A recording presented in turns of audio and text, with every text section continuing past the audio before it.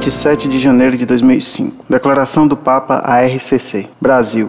Conferência Internacional da Renovação Carismática acontecida na Itália em outubro de 1998. Dou graças ao meu Deus, por meio de Jesus Cristo, por todos vós, porque em todo o mundo é preconizada a vossa fé. Romanos, capítulo 1, versículo 8. A renovação carismática católica tem ajudado muitos cristãos a redescobrirem a presença e o poder do Espírito Santo em suas vidas, na vida da Igreja e do mundo.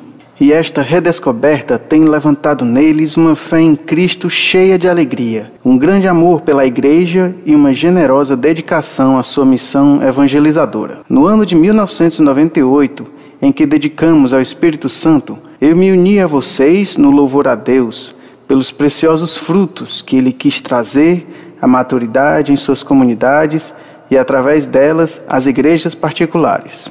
Como líderes da renovação carismática católica, uma de suas primeiras tarefas é a de preservar a identidade das comunidades carismáticas espalhadas pelo mundo inteiro, incentivando-as sempre a manter uma ligação estreita e hierárquica com os bispos e com o Papa. Vocês pertencem a um movimento eclesial, e a palavra eclesial implica uma tarefa precisa de formação cristã, envolvendo uma profunda convergência de fé e de vida. A fé entusiástica que dá vida às suas comunidades deve ser acompanhada por uma formação cristã que seja abrangente e fiel ao ensinamento da Igreja. De uma formação sólida, surgirá uma espiritualidade profundamente enraizada nas fontes da vida cristã e capaz de responder às perguntas cruciais colocadas pela cultura de nossos dias. Em minha encíclica, Fé e Razão, faço uma advertência contra o fideísmo, que não reconhece a importância do trabalho da razão,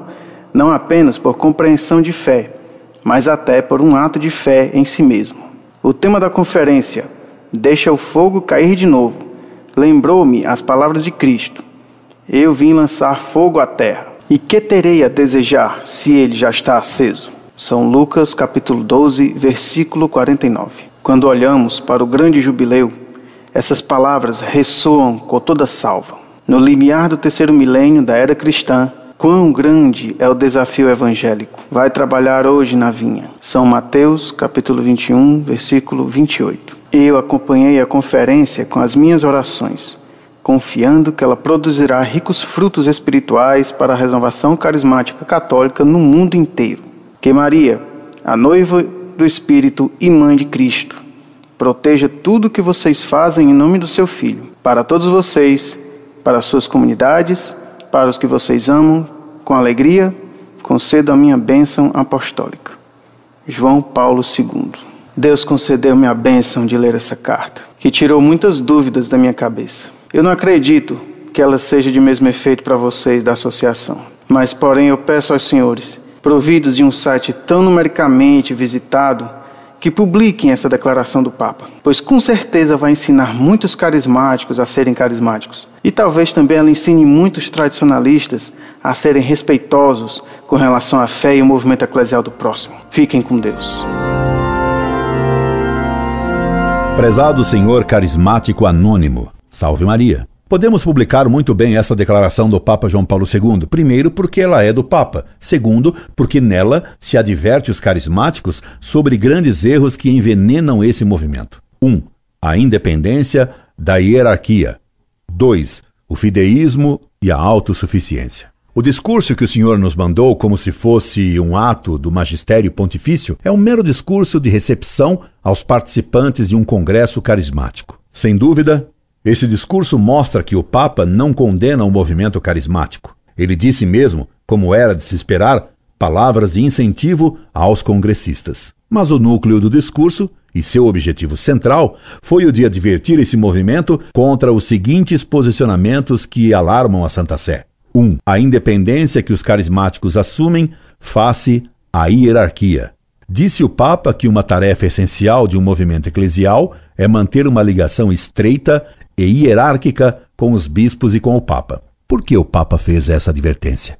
Evidentemente, porque um movimento que se presume diretamente guiado pelo Espírito Santo não tem necessidade alguma de se deixar dirigir pelos bispos e mesmo pelo Papa. Essa independência dos carismáticos é constatada em todos os lugares em que existem. Em toda parte, os carismáticos levam vida praticamente independente, recusando muitas vezes obedecer às autoridades e desenvolvendo atividades à margem da vida eclesial. E isso sempre foi assim, porque na raiz dessa tendência está o protestantismo, que deu origem ao carismatismo dos despertados da Baviera, por exemplo, que foram condenados pela Igreja. Contra essa independência é que o Papa falou, temperando sua chamada de atenção com alguns elogios e incentivos. 2. Contra o fideísmo sempre latente em todo carismático. Os carismáticos, supondo-se guiados diretamente pelo Espírito Santo, tendem a não se preocupar com a defesa da fé fundada em argumentos racionais. Tendem a considerar os fenômenos místicos como sendo universais e iguais para todos. Ora, é evidente que, se assim fosse, ninguém teria que se preocupar em defender a fé, virtude sobrenatural e intelectual, com argumentos de razão. A fé carismática se transforma mais em uma experiência interior do que numa adesão da inteligência ao que Deus nos revelou e a Igreja nos ensina. Nisto consiste exatamente o fideísmo, erro condenado pela Igreja em muitas oportunidades.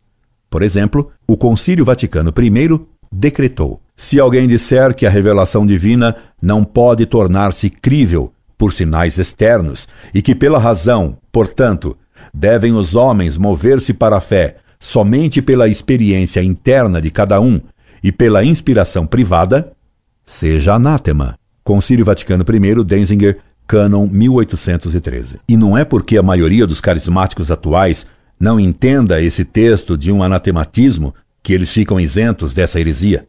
Podem cair nela, tanto quanto quem não entende de medicina ou química pode ser contaminado e morto pela ação de um vírus do qual ele não entende o modo de atuar. Por essa razão, o Papa João Paulo II advertiu aos carismáticos: faça uma advertência contra o fideísmo que não reconhece a importância do trabalho da razão, não apenas por compreensão de fé, mas até por um ato de fé em si mesmo. 3. Tendência à autossuficiência.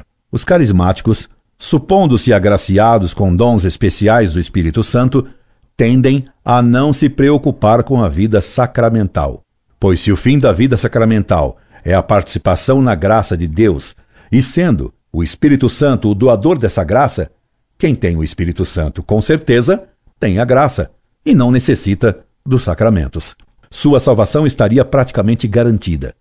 Daí, a autossuficiência carismática. Contra tudo isso, o Papa advertiu o movimento carismático. O senhor, prezado carismático anônimo, certamente argumentará que, embora tudo isso seja verdade, o Papa, de fato, elogiou o carismatismo por seus frutos. Sem dúvida, o Papa fez esse elogio. Mas repare que um elogio do Papa em um discurso meramente protocolar não tem valor dogmático. São Pio X, que também foi Papa, e Papa Santo, como poucos houve, certa feita elogiou o movimento de Silon. Ora, anos depois, ele condenou energicamente esse movimento por seu igualitarismo e ecumenismo relativista. E no documento de condenação do Silon, São Pio X confessa que foi enganado pelo Silon. Logo, o fato de um Papa elogiar um movimento num mero discurso protocolar não significa que esse movimento não tenha erros, porque o Papa não é infalível ao fazer discursos meramente protocolares. De modo que o documento papal que o Senhor nos apresenta adverte os carismáticos exatamente sobre os erros de que temos acusado a RCC. Sentimos-nos confirmados em nosso modo de ver. Agradecendo sua cooperação, despedimos-nos. Incorde Jesus Semper, Orlando Fedeli.